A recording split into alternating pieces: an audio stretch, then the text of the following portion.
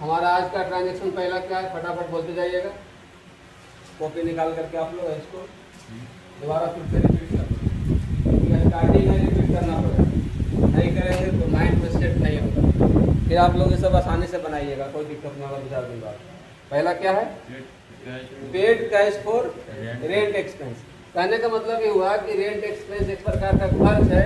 अगर हम डायरेक्ट भी रूल लगाते हैं तो रेंट एक्सपेंस क्या है, खर्च है। खर्च क्या होता है, अकॉर्डिंग टू नॉमिनल अकाउंट आपका डेबिट साइड जाता है। यह स्पष्ट है। कैश आपका एसेट्स है, according to real account cash जा रहा है ना। कैश क्या हो रहा है, जा रहा है, तो किधर होगा, क्रेडिट साइड। जो आता है वो क्या होता है, डेबिट साइड। तो थोड़ा थोड़ा ऐसे ही समझते जाना है। अगला अकाउंट क्या कहता है, अगला transaction purchase goods from Tata company. कहने का मतलब ये हुआ कि कंपनी जो है टाटा कंपनी से सामान खरीद रहा है। हमारा कंपनी टाटा कंपनी से सामान खरीद रहा है, कितना का, 35,000 रुपये का।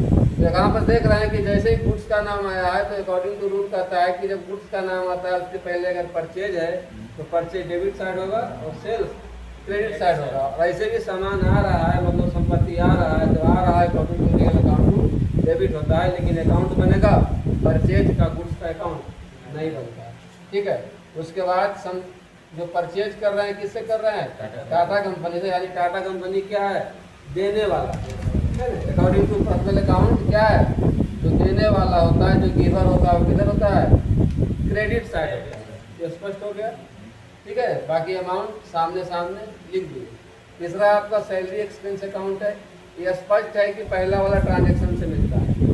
खर्च कोई भी रहे, रेंट रहे या सैलरी रहे या वेजेस रहे, कितना भी प्रकार का खर्च होता है वो सब क्या होता है, सब नॉमिनल अकाउंट में आता है। और नॉमिनल अकाउंट में जो खर्च का साइड होता है वो डेबिट होता है और जो इनकम का साइड होता है वो क्रेडिट होता है। वो नहीं लगाता है। निश्चित रूप से है कि सैलरी एक्सपेंस अकाउंट किधर आएगा, डेबिट साइड आएगा। अब रह गया कि सैलरी हम दे कैसे रहे हैं, कैश में दे रहे हैं। यानी कैश हमारा कंपनी से जा रहा है। अकॉर्डिंग टू रूल कहता है कि जब रियल अकाउंट में जाता है तो क्रेडिट होता है। ठीक है। ट्रांजेक्शन नंबर चौथा क्या कहता है, deposited cash into SBI bank. कहने का मतलब ये हुआ कि कंपनी के द्वारा, अब कंपनी जो है सारा पैसा पॉकेट में नहीं रख सकता है। कोई भी कंपनी आप रखिएगा सारा पैसा पॉकेट में। आपका अगर लाखों का टर्नओवर है तो कोशिश करिएगा कि कुछ पैसा घर भेज दे, अलमारी में रखवा दें, और कुछ पैसा बैंक में रखवा दें। सारा पैसा बैंक में नहीं रखता है, कुछ पास में इमरजेंसी के रखना पड़ता है। मान लो किसी प्रकार का छुट्टी है, बैंक छुट्टी है या और कुछ प्रॉब्लम है, बैंक के पास गए 10 लाख निकाल के बैंक कर दे दिया, पैसा नहीं हाथ खड़ा कर दे, क्या छीन लेगा बैंक से, है तुम्हारा क्षमता?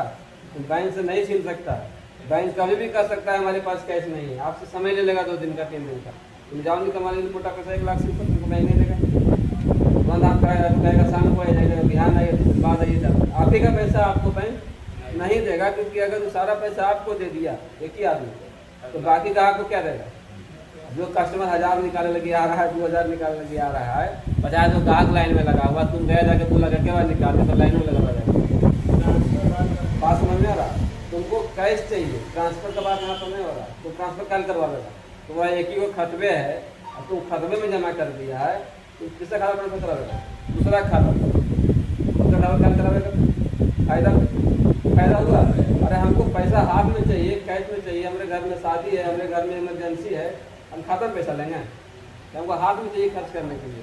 तो कहने का मतलब ये हुआ कि आप बैंक में रुपये जमा कैसे करवाते हैं, इसलिए करवाते हैं कि हमारे पास थोड़ा सा जो मनी है वो क्या रहेगा, सेविंग में रहेगा, बचत खाता में रहेगा। अगर करेंट है तो कुछ करेंट खाता में रहता है। बचत मतलब हुआ कि वो पैसा को आप रेगुलर बेसिस पर थोड़ा थोड़ा करके जमा करते हैं, है ना, मीडियम और गरीब आदमी के लिए। लेकिन करेंट अकाउंट किसके लिए होता है, बिजनेसमैन के लिए होता है। ठीक है। उस पर कोई ब्याज आपको नहीं मिलता है करेंट अकाउंट पर। लेकिन आप ट्रांजैक्शन का कोई लिमिट नहीं होता, जितना मर्जी डालिए, जितना मर्जी निकालिए, कोई दिक्कत नहीं। लेकिन सेविंग पर लिमिट होता है। ठीक है। सेविंग पर आप लिमिटेड पैसा डाल सकते हैं और महीना में लिमिटेड बार ही निकाल सकते हैं। उस पर आपको 3% 4% जो कि बैंक के अकॉर्डिंग है वो चेंज, पहले ज़्यादा मिलता था, कम मिलता गया, 4% से भी कम ब्याज मिलता है। ठीक है। तो इस प्रकार से कुछ ब्याज आपको मिलता है। तो कहने का मतलब ये हुआ कि SBI में जो है 50,000 रुपया जो है कंपनी के द्वारा जमा किया। SBI कौन सा अकाउंट में आता है, पर्सनल अकाउंट में आता है। ठीक है। और कैश किस में आता है, रियल में आता है। हम जमा कर रहे हैं कैश हमारे पास से जा रहा है, कहाँ जा रहा है? एसबीआई। एसबीआई क्या कर रहा है? रिसीव कर रहा है। अकॉर्डिंग टू रूल जो रिसीव करता है क्या कहलाता है? डेबिट साइड होगा। ये लिखा हुआ है डेबिट इज द रिसीवर। तो स्पष्ट हो गया यहाँ पर कि पर्सनल अकाउंट के अनुसार ही डेबिट साइड होगा, कैश जा रहा है क्रेडिट साइड होगा, पैसा सामने लिखा हुआ है। अगला क्या करता है? अगला ट्रांजेक्शन करता है कि आप कंप्यूटर परचेज किए हैं। आप यानी कंपनी परचेज किया है 50,000 रुपये का कंप्यूटर जो है, कितना का है जो भी रहे, 50,000 या 55,000 जो भी रहे, है ना, 55,000 कंप्यूटर जो है कैश में परचेज किया।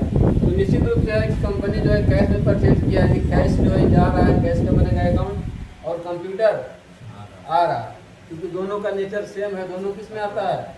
दोनों रियल अकाउंट में, क्योंकि दोनों एसेट्स है। यानी एक एसेट्स के बदले दूसरा एसेट्स हम खरीद रहे हैं। हम गए गाय खरीद ले, बैल खरीद ले, गाड़ी खरीद ले, घोड़ा खरीद ले, पैसा दे रहे हैं ना जी। हम कुछ भी एक संपत्ति दे रहे हैं तो दूसरा संपत्ति हमको मिल रहा है, खाली रूप अलग अलग। पैसा दिए कंप्यूटर लिए, पैसा दिए जमीन लिए, बिल्डिंग लिए, जनरेटर लिए, स्टेबलाइजर लिए, गाड़ी लिए, घोड़ा लिए, जो भी लिए। तो एक संपत्ति के बदले आप दूसरा संपत्ति ले रहे हैं, तो कहने का एक संपत्ति जा रहा है तो दूसरा आ रहा है। जो आ रहा है डेबिट साइड है, जो जा रहा है क्रेडिट साइड है। ठीक है, तो यहाँ तक आपका पांचों ट्रांजेक्शन जो है क्लियर हो गया। किसी प्रकार का कोई डाउट नहीं होना चाहिए। अगर डाउट है तो आप बता सकते हैं। हमको नहीं लग रहा है कि आपको डाउट होगा, उतना तो हमें ना समझ नहीं है। उतना समझदारी मैट्रिक के बाद विद्यार्थी क्या आ जाता है, समझ जाता है। यही कारण है कि टैली 10th से नीचे नहीं करवाया जाता है। तो विद्यार्थी कहे भी ज़बरदस्ती कि हमको 10th नहीं पास हुए करवा दीजिए, तो हम ये कोशिश करेंगे कि उसको 10th से पहले करवाएं। इसको समझना 10th से पहले वाला के लिए आसान नहीं। तो आप लोग समझ में आ गया होगा, मतलब कोई इंटर है कोई BA है ना, तो स्पष्ट हो गया है, कोई दिक्कत नहीं यहाँ तक के। ठीक है, तो इसको यहाँ पर हम